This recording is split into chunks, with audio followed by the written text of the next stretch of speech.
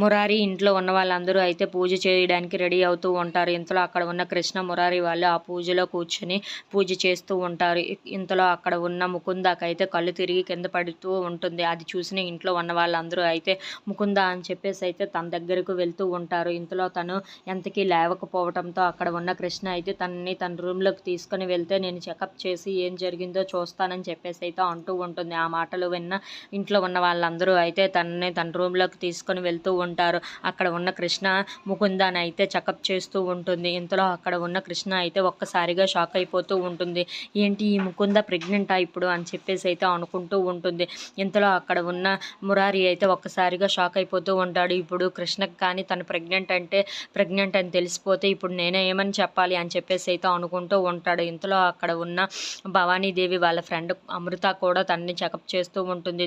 తనకు కూడా ప్రెగ్నెంట్ అన్న విషయం తెలిసిపోతూ ఉంటుంది.